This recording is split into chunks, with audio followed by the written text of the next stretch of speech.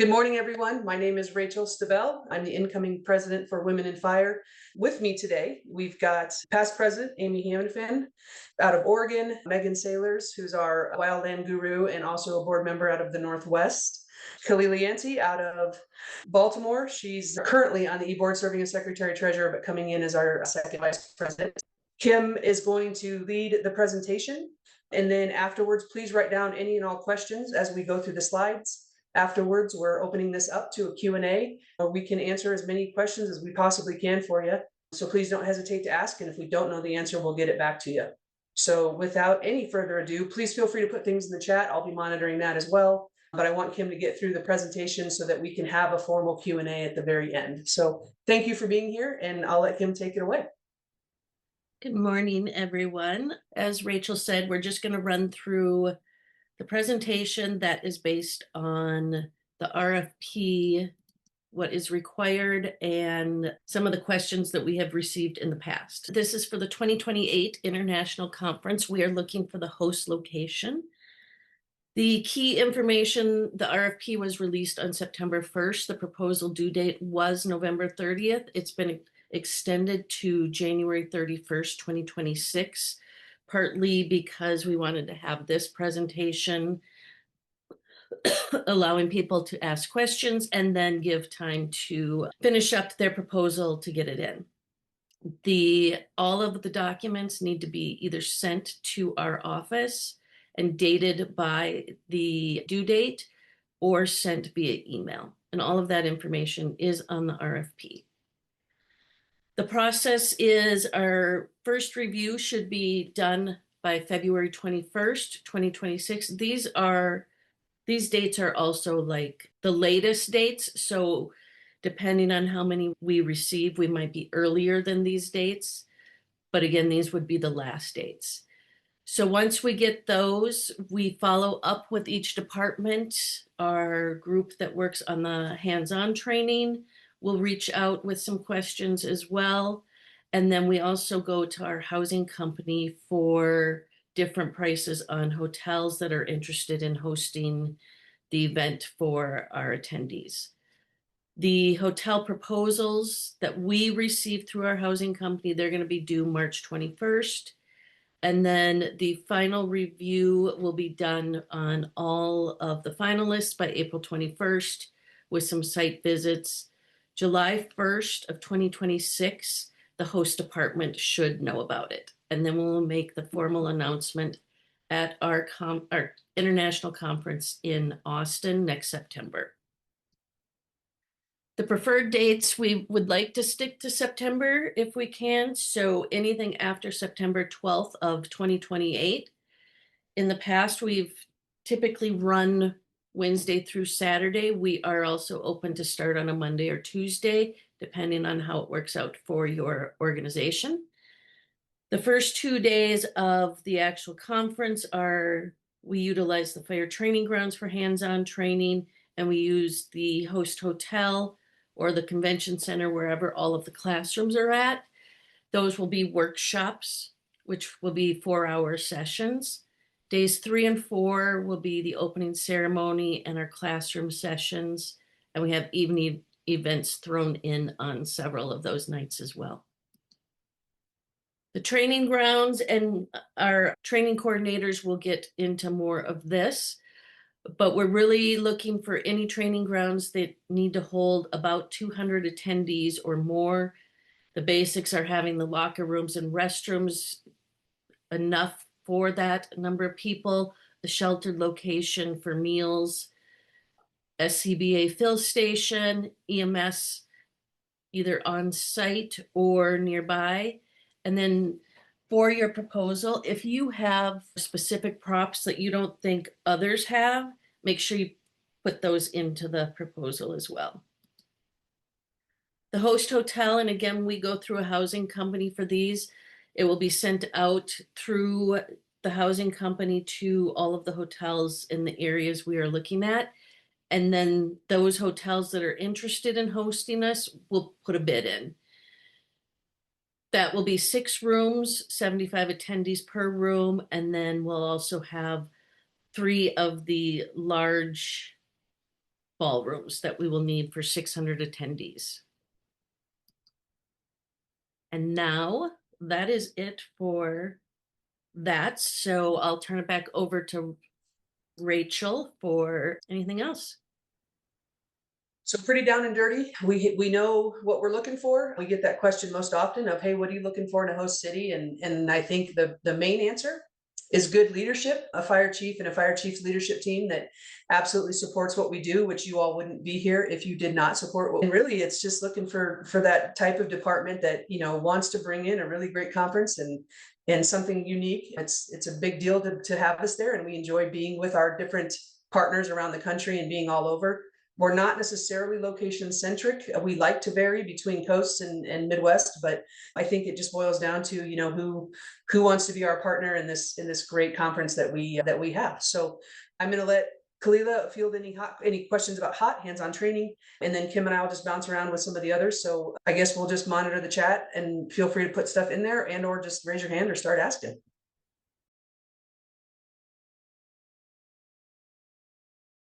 But not all at once.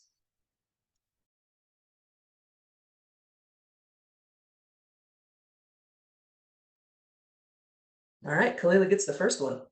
So as far as hands-on training, we definitely like to start off with the basics, but we're also looking to most of our attendees like to actually have like AutoX. That's one of the extrication, one of the classes we're also looking into.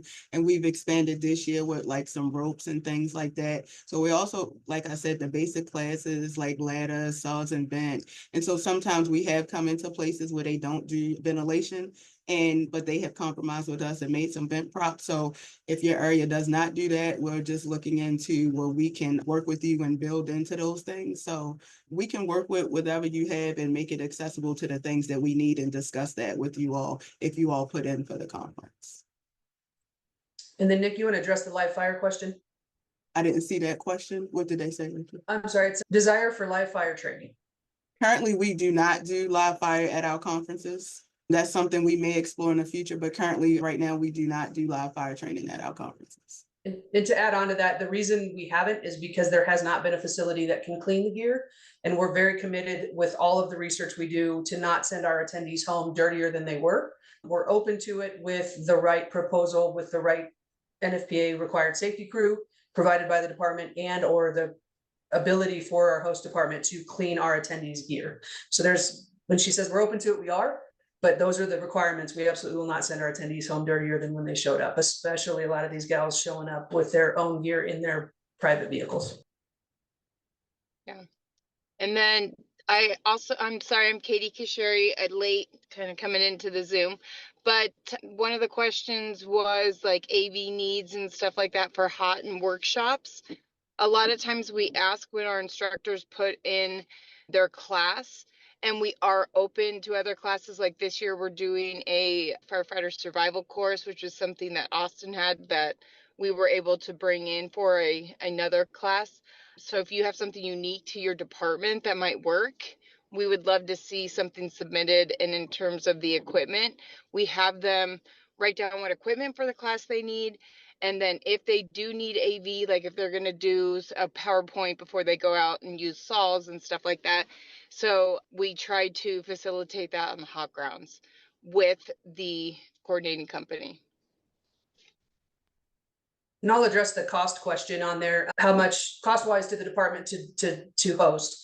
That is a very good question, and I appreciate the chiefs and the budget people that are absolutely going to worry about that, because we do as well. It's going to vary year by year. We could tell you in this moment roughly how much, things for hot example, we all know the cost of things will change between now and 2028. Kim can probably privately send you an email with some better idea. Generally, we don't give a number on that. It comes down to where you are in that moment, where you are with personnel. Some chiefs, might have academies running. They're willing to use those folks. Some people want to pay overtime to their folks. That is not our part of our gig, and that's up to the chiefs and the host agency. We will talk with you about needs and let you determine that. And then obviously the hotel side is our gig with the hotel, and that's not of anything for you all. There are things like transportation. We do rely heavily on the host fire department to work with us on getting people to and from hot. Sometimes we work with local bus companies. there's a few facilitation needs, and then obviously personnel on the drill ground. If you support us with the EMS on site, obviously it's dealing with the personnel costs on your end. But in this moment, that's not necessarily something I can give you a number on, if that makes sense, because we are still 2.5 years out from that, because things ebb and flow and change, and hopefully nothing big comes along before then.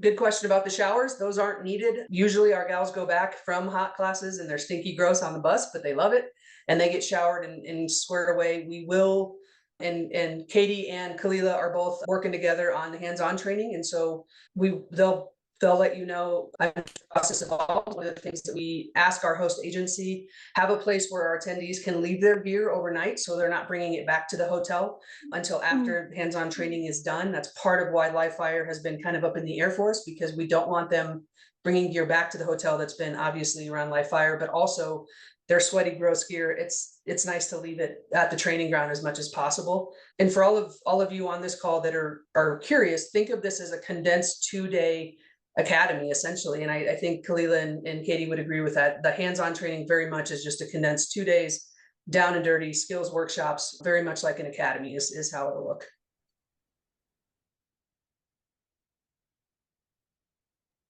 And just to add, we all are aware that every facility is different and unique. So we are aware that sometimes we just have to adjust to what everybody has at their facility and what we can do. And we're willing to work with whatever you have and what we have, and we can bring those needs together and make a successful conference, no matter where we are located at. So we understand that things may have to change no matter where we are. So just keep those things in mind.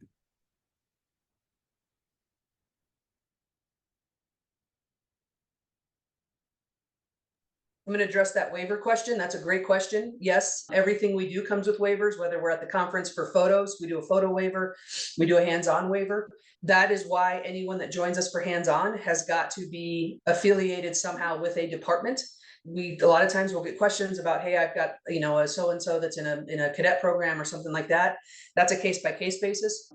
Everyone that attends needs to be affiliated with a department, because yes, we have a full length waiver and it's reviewed by our attorneys. We work with your attorneys to make sure everybody's comfortable with it. We've been working, for instance, with Austin and their city attorneys, so that this conference, everyone's liability is different and everyone's going to have different things. But so far in the number of conferences we've done, knock on wood, no major injuries, because we are very safe and very intentional. Accidents can happen, but obviously everyone signs a waiver so that we keep liability at where it needs to be. But yes, everyone will come in with their own work endorsed intent. So if they're injured, obviously the host facility shouldn't be on the hook for that, assuming everything is safe and appropriate. But everything's verified with our lawyers. We work with the city attorneys of the host place. And so that's a great question. We will absolutely have that whole legal thing. This is something that we very much pay attention to. We just generally don't put it out on the RFP process, but 100% there'll be a waiver. There will be all kinds of people getting together and making sure legally we're covered. Yep. And then if you want, I can tag with Nikki and do the instructors for hot classes. So we do a call for papers for instructors, so that we can see some of the new stuff for hands-on that maybe we can offer depending on our department. And so we go over for the call for papers and see who's submitted. And of course, we do have a few instructors for Women in Fire that, are put in for different classes. So we just kind of go over the proposals, we pick a strong class, and then the instructor signs a contract for those 2 hands-on training days. And I just want to clarify to everybody, if you keep hearing them say Nikki, they are talking about me. Yeah, sorry, Kalila.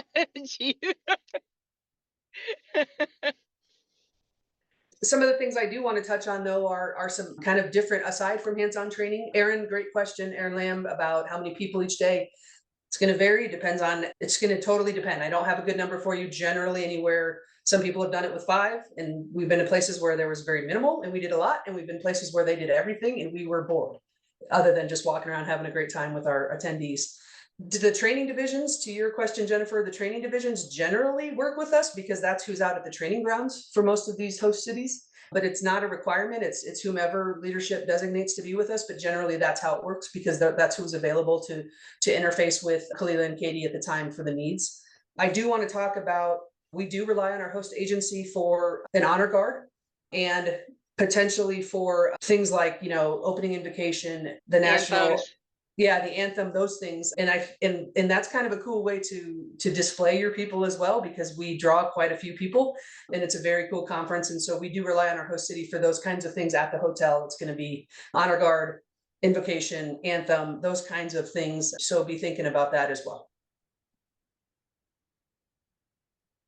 We do a ton. I'm going to address Alexis' question about after hours events. We do quite a bit of planning on that. That is generally our role. We handle all the networking events at the hotel. We handle that with our sponsors. We handle that with some of our partners. So we will handle all of that, all of those things. Now, if the host city has something very cool that they want to do, you have a really cool feature in your town, then if that's something that you as a group that you designate to work with us, if you all want to do an event, Kim can work with you on what that would look like for you to be in charge of that as an after conference event. We've done that several places we've been. They've had something really cool and they want to showcase that. And so the department itself puts together like a little field trip, for lack of a better term, and they organize that for either pre or post conference. But during the days that we actually have our conference, we handle all of the networking events and all of those things.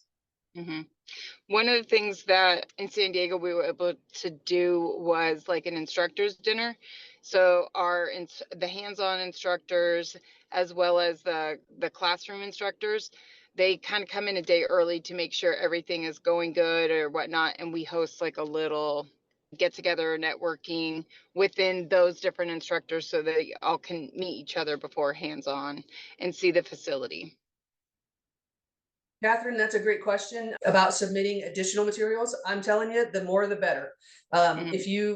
We've had proposals where they submit pictures of every prop and we love it. The less questions we have for you, the better. So please submit any and all pertinent material, anything you want to highlight, anything, even if you want to highlight, hey, we don't have this, but we're willing to do this. So please don't just limit it to just the things we have in that application.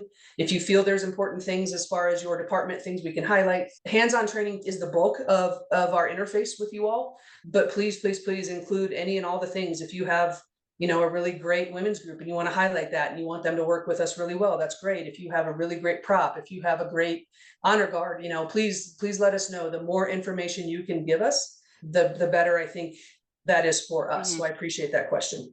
Yeah. And Rachel, go ahead, Katie. Oh, are you going to do the access to the event? I was going to say that also one of the things that we do kind of utilize while we're there, if available, is their PIO and media person. We work closely with that person if y'all have somebody available, just to let you all know. So if your department has like a media outlet or something like that, we definitely like to work close with that as well. Yeah.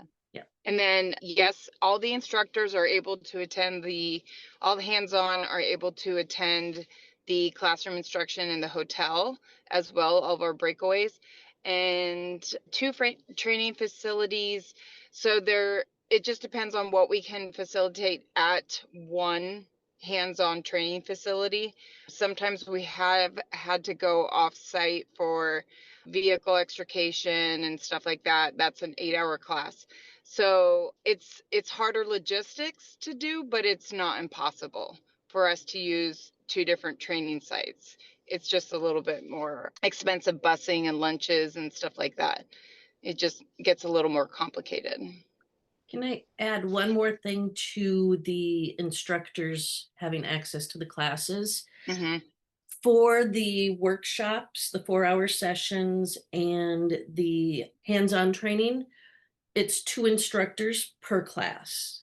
And so those instructors will get conference registration comped. They'll get the stipend. And then if there's assistance helping them, we do look at those a little differently depending on how many we have.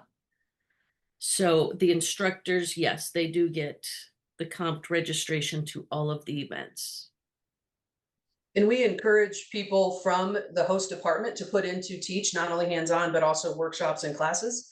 But one of the things we've run into over the years as we do this is, as to Kim's point, is we'll get a lot of people that are local and they'll say, well, cool, we just want to hop in and go to the conference. And while we absolutely appreciate that, on our end at the hotel, one of the things we've learned is as much as we want to give everyone as much as we can, we have to keep numbers specific, because at the hotel side, Women in Fire pays for food and drink and breakout meals. And any of you that have ever planned a conference, that will resonate with you, because you understand that you're like, oh, I have to have a certain amount.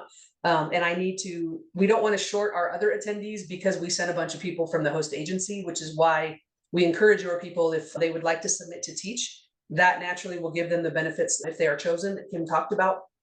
And in the world that we are in now, we're not in a place where we can just say, okay, great, bring 50 people from the host agency for free to the conference at the hotel, because we have to account for meals and making sure everyone who's attending is covered. So that's kind of the business part we have to make sure too as well, we discuss with the host agency. While we would love to bring as many people from your place as we can for free, that's just not a thing, because we have to be able to deal with our hotel side and the cost there with it, and account for the meals and the drinks and the breakout tables and all those things. So if you would like a lot of people from your host agency to go, I recommend they put in to teach. And if it's good quality stuff, then obviously that's an easy choice. But there is no guarantee just because your people put in that they will be chosen. But that's definitely something I want to make sure we're clear with up front, because we've slowly run into that as we build more and more conferences. Yeah, hot was a big deal. Hot is a big deal for us because, and I'll touch on this real quick, as Kalila and Katie know, it's one of my favorite things. I'm crazy about our organization. I love our conferences. It is an amazing time. If you've never been, I hope all of you at some point get a chance to attend. One of the great things about our hands-on training now is that we bring out quite a few of the PPE vendors. In San Diego, we had fire decks out walking around looking at people's PPE and just talking through things, how do things fit. And we encourage a lot of our PPE sponsors to be partners with us at this conference and come out and watch our attendees perform in their gear and do all those things. So every conference, our hot attendees grows, that number grows. And I think it's great because it's an environment that fosters safety and trust. And it gives a lot of our female firefighter attendees a chance to train in an environment that they have not before. And that is one of the things that every single one of us on this call from the board are absolutely thrilled about. Great classes, great things, even at the hotel within the actual conference, really amazing stuff. But our hands-on training has grown significantly because it is a very specific environment not everybody can offer. So we anticipate 200, but by 2026, who knows? Hopefully way more. And honest to God, we'll make it work with whatever proposal we accept, and just be prepared for it to be amazing. So yeah, good answer to that, Kim. We absolutely can connect you with different agencies. I'm sorry? Who was hopping in? Me, Yolanda. Oh, yeah. I just wanted to add, and I don't know but when we are marketing the event, if your agency has a formal process for creating logos or doing any type of advertising, can you please highlight that for us, because we don't want to violate anyone's policies or cross any boundaries that we don't know of. So if you can highlight that process for us so we can get started and make sure that we are in line with your organization's rules and regulations as far as that goes. That's a really great point. And I didn't have an opportunity to introduce Yolanda. She's a staff member for us. She's out of Minnesota. She's also a great member of our team. So that's a really good point. We work with each host agency to design a specific logo.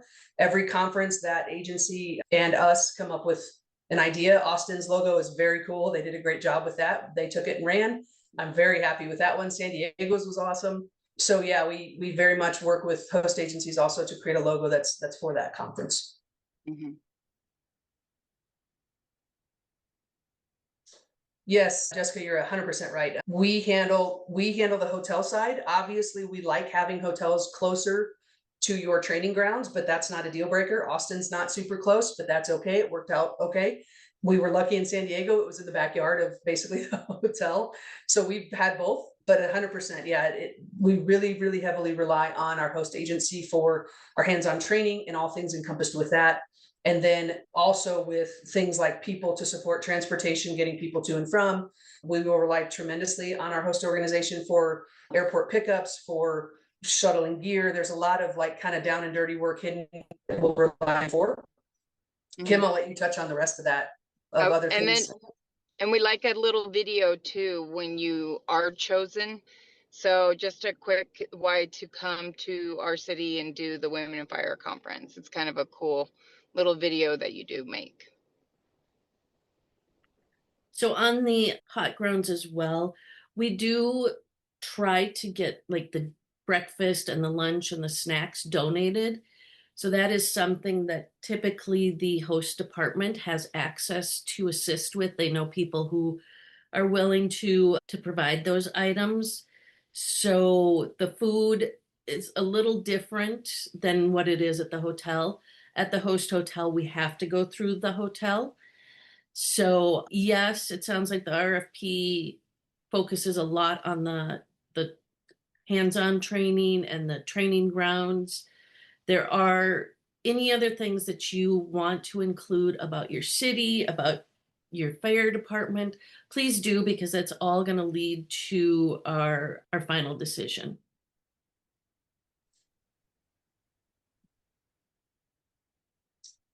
So, Jessica, I see your question about smaller local airport. You know, again, it all goes back to what you put in the RFP, and we're open to a lot of things. We just want to know that there's a way for us to work with you to problem solve some of those things. Some places we go, we're great, like San Diego, we were right next to that main airport.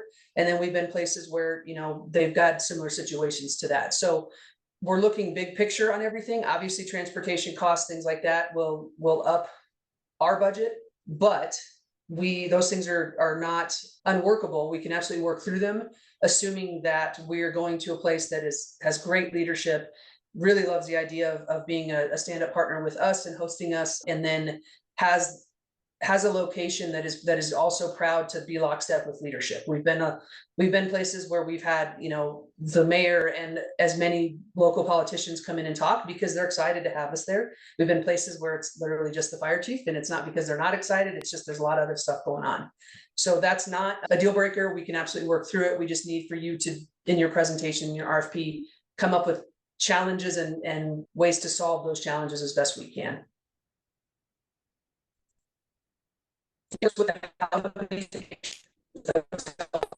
Briefly, but one of the things we will rely on you all is to let us know what is close, what would make the most sense for our venue. Because if you haven't been to our conference opening ceremonies, we like to bring in the trucks and display the flag. We like to, and that's heavily reliant on the local agency.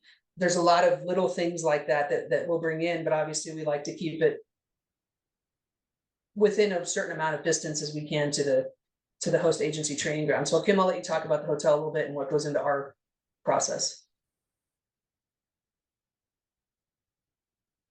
Okay, so one other question just popped up about, is the webinar going to get emailed out? We are going to put this on our website, and once it's up, anyone that has attended or signed up and could not join us, we'll get the email out to them with the link to it. So there's that.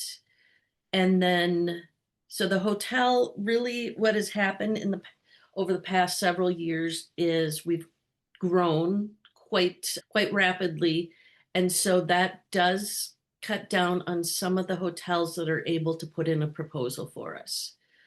We are not opposed to, if the host hotel is a great site for lodging and there's a convention center right next to it, we can host the classes in there.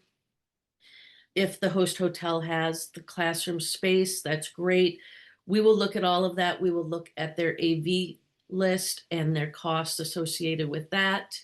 We'll look at their food and beverage cost per person for the entire week. And then we work with them to get some of these based on our numbers. They'll provide some discounts. So we kind of create a draft budget almost for every RF or for every proposal that comes in. And then that it has to include transportation. So when you talk about a different airport, a smaller local one, that isn't out of the question to even bus people the hour from the hotel if the overall price of everything, you know, comes in, and if the training center isn't an hour and a half away, because that will take away from their training time. So the whole picture kind of comes together. Like I said, we kind of create a budget for every single proposal that we receive. We look at everything. We look at what can be offered to our attendees. The biggest thing for us is what gets offered for the attendee, and then to keep their costs at something that their department is willing to pay for. And I'll add on to this. Megan brought up a great point. If you're in an area where there's a lot of you, there's a lot of departments, and you are not just the big fish in the area, or even if you are, but you want other departmental support, we are not opposed to you getting with your local people. If you want to team up and do a team host, that's fine too. We're not opposed to that. Just let us know what all that looks like. We'll let you all do that on the front end for the RFP so that obviously everyone knows they're included. I laugh because it's happened. So yeah, if you're in a place where, you're like, hey, there's 4 really great smaller departments, not just one giant fish in the area, and you all want to team up and do that, that's great too. We're absolutely open to that. Absolutely. Oh, that's awesome. That's great news, Lena. I love that. Yeah, we're totally fine with that. As long as you all are on the same page and you can be unified on your side, and then we have our good points of contact. And that worked really well for us in Orlando. We had quite a few smaller departments team up with Orange County Fire, Orlando Fire. It was kind of a culmination, very much like what I'm talking about. And it was nice. We just need to make sure on your end, you guys are all squared away so that when we come together, you all know what you want to do and we know what you want to do and we can work together. So thank you, Megan, for that reminder on that. Oh, great question, Erin. We always look for support from the union. As lifelong member of IAFF, personally, I love it when the local unions support. Full transparency though, we've been all over the country and not every union was there and was willing to support us, which I find ironic, and I'll keep my personal stuff to myself. But we've been places where the union, the IAFF union, the local has been fantastic. And so I'm always grateful when a local union wants to step up and show that support for the workers. I think that's great. And chances are good, we're going to probably know who your local people are. And if they're people we have a good relationship with, that's easy peasy. But we always look to the union. We've had unions sponsor networking events. We've had them sponsor swag for the bags. There's been all kinds of things that they can throw in to show support for the alignment of our missions, because they should be happy to have all of us there and all of those things. But we don't count on it. If they add something to us, we love it. And if you all have great unions and they're part of this team and they want to, hey, what can we do? We love that. That's the way it should be. I came from a great place that had a great union, great leaders. So I love it when we can see that. If you don't have a labor organization that you think would be supportive, then that's okay too. It's not a deal breaker. It's just nice when it happens, because it's truly, as we all know, at the core of the mission is to support all of us out there doing the job. So great question. Rachel, can I also talk about, so once we decide on the host department, we will go through a memorandum of understanding process. It goes through our legal team, our insurance company, and then whoever at your city department, whoever needs to be involved on your end, that will kind of keep us, it will just have points. It's not the entire process that will be listed, but it will provide points of who's responsible for what, and then the dates and all of those things, just so we remain on the same page. And it kind of keeps us from having hard feelings of, this person didn't do this. Well, maybe they didn't know that was their responsibility. So your department or city will need to enter into an MOU with us. So that is one of the things you need to confirm prior to submitting your proposal. And that goes back to the mentorship of previous host cities. We have plenty of people we can refer you back to if you need to ask questions. Hopefully on their end, they're willing to take the time to answer those. But this is what we do every conference, and every time we do it, we find another thing we want to make sure we tweak and do. That's kind of this 100 years ago, this was very much a lot of gals getting together and just having a good time and doing leadership and mentorship.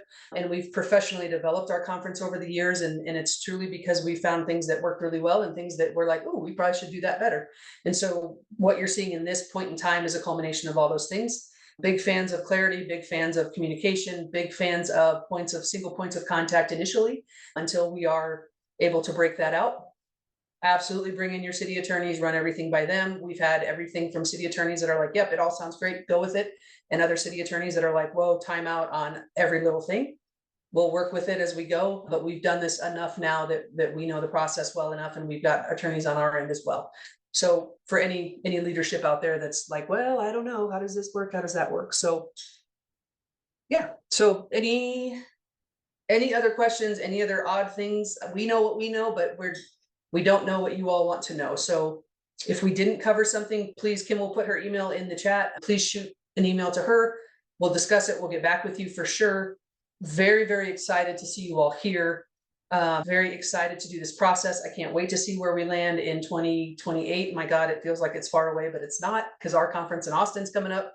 I very much workshop, it depends on if they're at the hotel or if they're at the training grounds. If it's at the hotel, we cover all of that. Haley, I'm just answering your question. I'm sorry, I should have been clearer on that. If it's at the training ground, it's usually just classroom style. It's just a presenter that wants to, like for instance, sometimes SAW event instructors might want to put up a quick video or go through some basic stuff. So workshop, if they're at the hotel, that's us. We will take care of all of that. Please, please, please, if you haven't already looked into coming to Austin for our 2026 conference, I encourage all of you to please come and take, if you're leadership, please come, because that's fantastic. If you're not leadership and you're going to take this back to your boss, great, please come. It's an experience that until you've had it, you just don't understand how great it is. I can tell you all day long, but that doesn't convey the message, I don't think, accurately. So please, we invite all of you to let us know if you are going to be there. Please let us know that you have registered, and that way we can take some time and have some good FaceTime with you and answer any other further questions. But back to as you would like.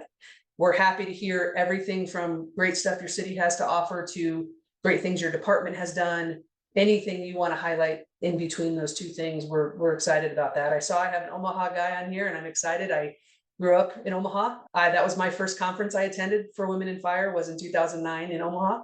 And that was a fantastic experience. And I certainly think it's great to see you on here and asking about it. Chief Bossman's a phenomenal leader. I'm very happy to be on a few committees with her as well. We are so grateful to have you here. It's always a humbling experience. I'm going to ramble for a second while questions come in.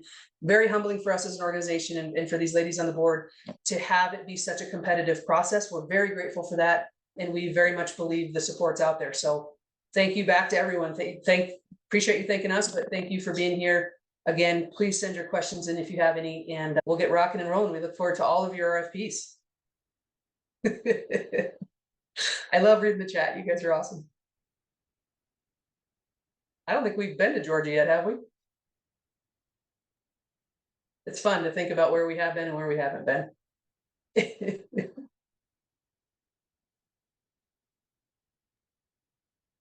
Awesome. There's my Omaha guy, right on. Very cool. All right, well, you all send Kim any questions you have. We look forward to seeing your RFPs. They close on January 31st. Sounds great. All right, folks, does the board have anything else before I say goodbye to all of our friends here? I want to ask about how many attendees. So roughly to our conference, we're estimating about 600, but the high class is about 200 is what we're trying to go with. That's our estimated numbers. Oh, Peter, I knew you tried to get us to Charlotte, huh? Yes. Very cool. Shout out to Peter. Shout out to Peter. That's awesome. Right on. All right. Well, as much as I'd love to turn this into a fun shout out party, I think we all have to get on with our days, unfortunately. So thank you again, everybody. We're very grateful, and we look forward to working with hopefully all of you at some point. So have a great day. Thank you very much. Thank you, everybody. Thank you, everyone.